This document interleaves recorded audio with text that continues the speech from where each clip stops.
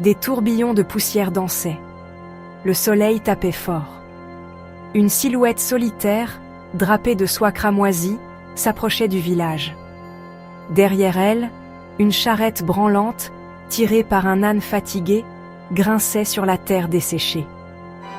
C'était Madame Évangeline, la voyante des secrets, arrivant avec sa ménagerie d'étrangeté.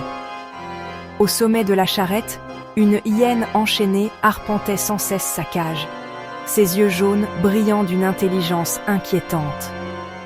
À côté d'elle, un singe massif, à la fourrure couleur de minuit, épluchait un fruit étrange et incandescent. Et perché sur l'épaule de la diseuse de bonne aventure, un corbeau, plus noir que la nuit, lançait un croassement de bienvenue qui glaçait l'air. La nouvelle se répandit comme une traînée de poudre. Une voyante. Et pas n'importe quelle voyante, une avec des animaux. Des villageois, piqués par la curiosité, sortirent de leur maison, attirés par le spectacle comme des papillons de nuit par une flamme vacillante. Ce n'était pas un jour ordinaire dans leur coin tranquille du monde.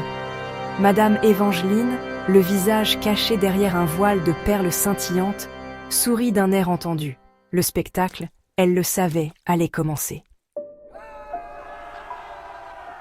La place du village, d'habitude un lieu d'ennui poussiéreux, était transformée.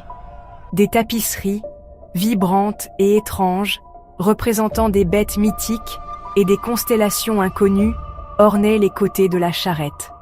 De l'encens, lourd et doux, emplissait l'air, promettant une magie oubliée. Madame Évangeline, d'une voix basse et hypnotique, commença ses déclarations.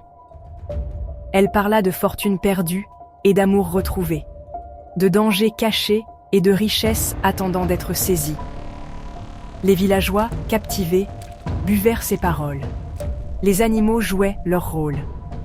Le singe, avec une lueur malicieuse dans les yeux, volait des babioles et murmurait des paroles cryptiques aux oreilles d'enfants aux yeux écarquillés.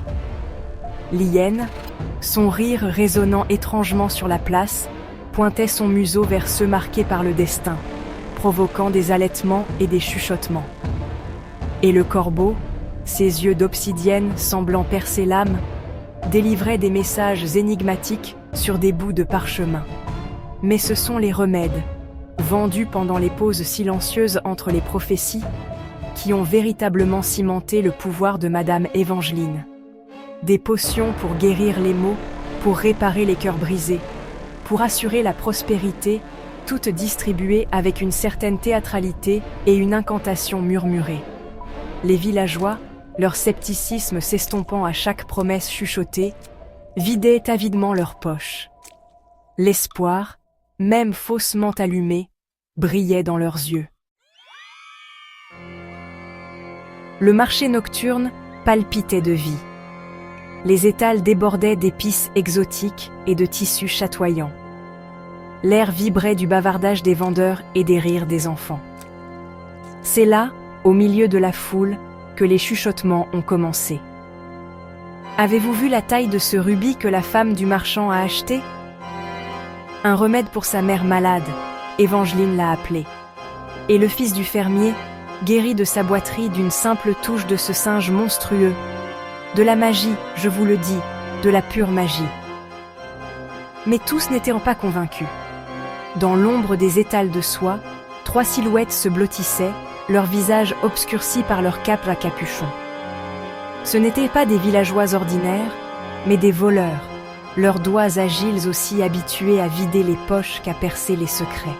« C'est un tour », siffla le plus grand des 3, sa voix à peine audible au-dessus du vacarme du marché.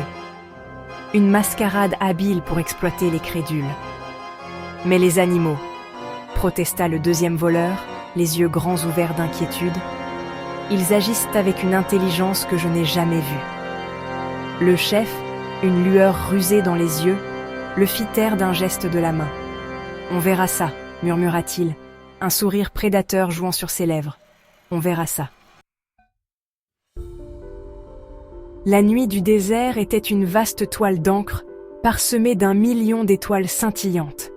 Les voleurs, enveloppés d'ombres aussi noires que la nuit elle-même, se déplaçaient silencieusement, les yeux fixés sur la lumière vacillante de la lanterne qui marquait le campement de la diseuse de Bonaventure. Ils avaient suivi Madame Évangeline pendant des jours, leur scepticisme se transformant lentement en certitude. Les déclarations extravagantes, les guérisons apparemment miraculeuses, tout cela sentait la tromperie soigneusement orchestrée. Ce soir, ils allaient retirer les couches d'illusion et exposer le charlatan pour ce qu'elle était vraiment. Ils se déplaçaient avec la grâce experte de chasseurs chevronnés, leurs pas étouffés par le sable mouvant. Le campement, un groupe de tentes et la charrette délabrée, se trouvaient devant eux, une île de lumière vacillante dans le vaste océan de ténèbres. La cage de l'hyène était vide, la bête introuvable. « Elle se doute de quelque chose », chuchota le plus jeune des voleurs, la voix empreinte de peur. Le chef secoua la tête. « Non », souffla-t-il. « Elle est simplement douée pour maintenir l'illusion. Venez, ne gâchons pas cette opportunité. » Ils étaient là proches maintenant, assez proches pour entendre le doux murmure des voix provenant de l'intérieur de la plus grande tente. Le moment était venu d'affronter la vérité, quelle que soit sa forme.